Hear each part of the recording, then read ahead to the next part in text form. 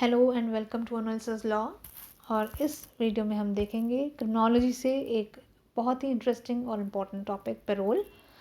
Payroll यहाँ पर समझना इसलिए इम्पॉर्टेंट है क्योंकि पैरोल को हम प्रोबेशन से, फर्लो से कंपेयर कर सकते हैं आसानी से अगर हमें पैरोल का कंसेप्ट समझ में आ जाए तो। Let's come to the meaning of parole.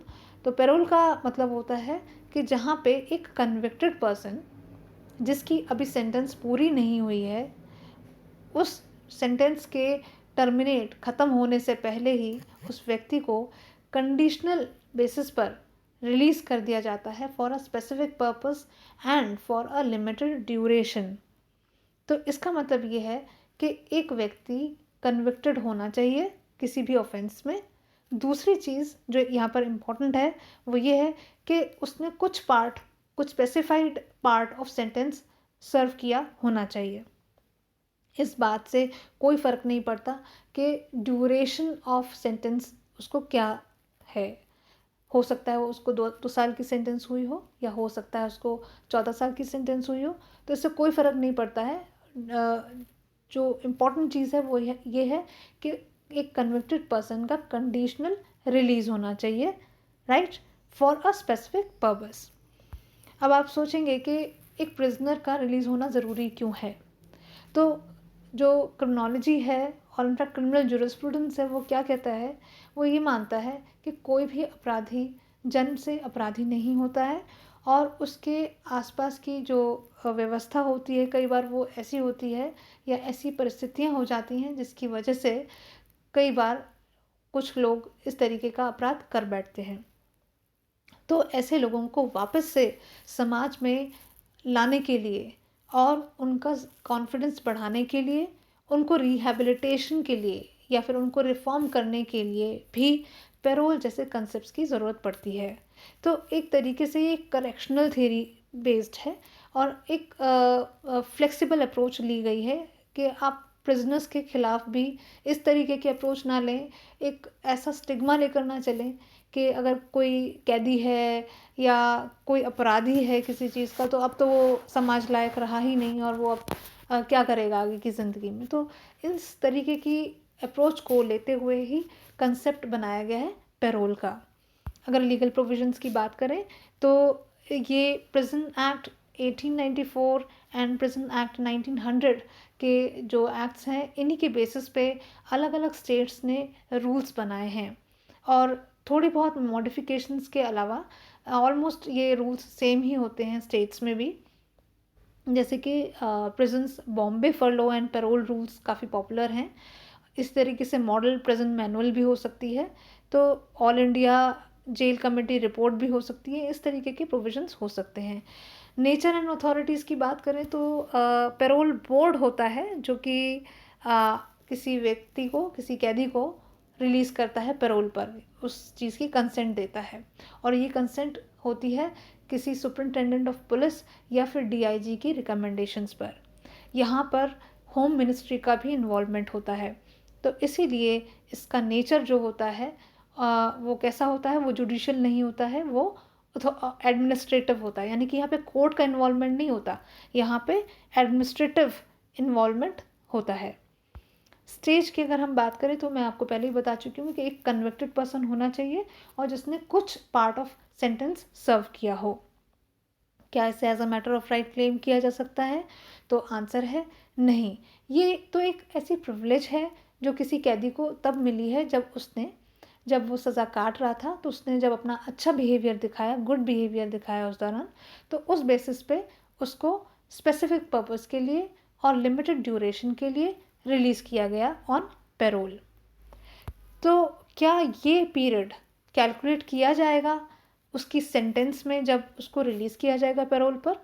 तो इसका आंसर ऑनरेबल सुप्रीम कोर्ट ने Sunil Phoolchand Shah versus union of India में दिया और उसमें हेल्ड किया गया कि parole does not amount to suspension of sentence.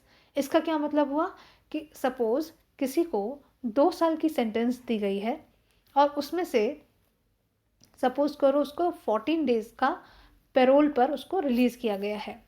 तो जो 14 डेज़ यहाँ पे उसको रिलीज़ के मिले हैं, ये 14 डेज़ अभी सस्पेंडेड रहेंगे, अभी वो 2 ईयर्स में कैलकुलेट नहीं होंगे।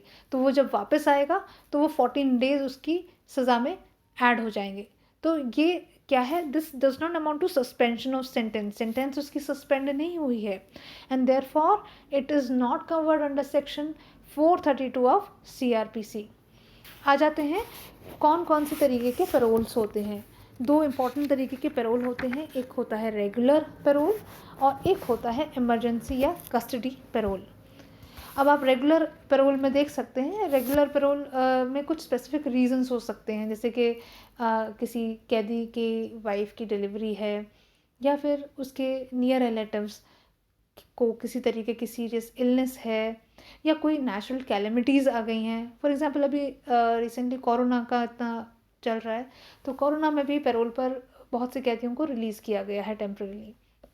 इसी तरीके से क्योंकि वो एक कन्विक्टेड पर्सन है और हो सकता है उसने कोई special leave petition supreme court में लगाई है against his conviction, against the order of the high court which is convicting him. तो यहाँ पर भी उस कन्विक्शन को चैलेंज करने के लिए भी हो सकता है उसको वक्त चाहिए हो और इसीलिए वो रिलीज़ चाहता हो अपना पैरोल पर। तो ये हो गई आपकी रेगुलर पैरोल।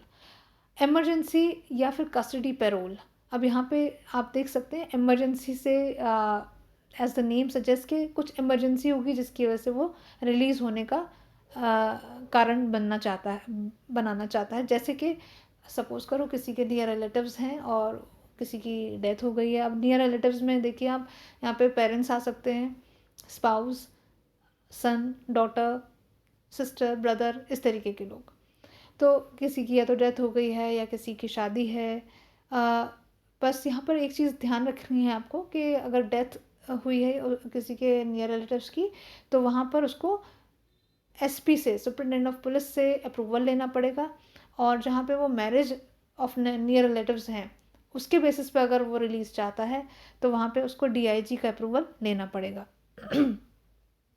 और इसके अलावा एक व्यक्ति जो पैरोल पर रिलीज़ हो रहा है उसके एक्सपेंसेस उसको खुद ही बियर करने पड़ेंगे। एक इम्पॉर्टेंट केस है ऑनरेबल दिल्ली हाई कोर्ट का, election commission of India versus Mukhtar, और इसमें ये हेल्ड किया गया है कि जो कस्टडी पैरोल है वो कोई बेल का सब्स्टिट्यूट नहीं है, यानी कि बेल की जगह कस्टडी पैरोल नहीं दिया जा सकता है, राइट। क्योंकि पैरोल का कंसेप्ट बिल्कुल अलग है और बेल का कंसेप्ट बिल्कुल अलग है, ग्राउंड्स अलग होते हैं, कंडीशंस अलग होती हैं। और एक और नोटवर्दी पॉइंट यहाँ पर ये है, लास्ट पैरोल जो ग्रांट की गई थी उसकी एक्सपायरी से 1 साल तक पैरोल पर उस कैदी को रिलीज़ नहीं किया जा सकता, राइट। तो यहाँ पर आप इस बात को समझें कि जब आज कोई पैरोल के बेसिस पर वापस आ गया, सपोज़ करो 14 डेज़ का पैरोल पर उसको रिलीज़ किया गया था और आज वो वापस आ गया, तो अब ये नहीं है कि कल 4 दिन बाद फिर पैरोल ले लेगा, नहीं, तो उसके बाद उसको 1 साल तक रुकना पड़ेगा। ये मैं रेगुलर पैरोल की बात कर रही हूँ। कस्टडी पैरोल तो एक अलग ही चीज़ है, क्योंकि कस्टडी या इमरजेंसी के केसेस में तो एक अलग ही ग्राउंड बन जाता है। तो ये भी इम्पॉर्टेंट यहाँ पर बात है। आई होप आपको ये वीडियो पसंद आई होगी, ये लेक्चर पसंद आया होगा पैरोल पर। Thank you very much.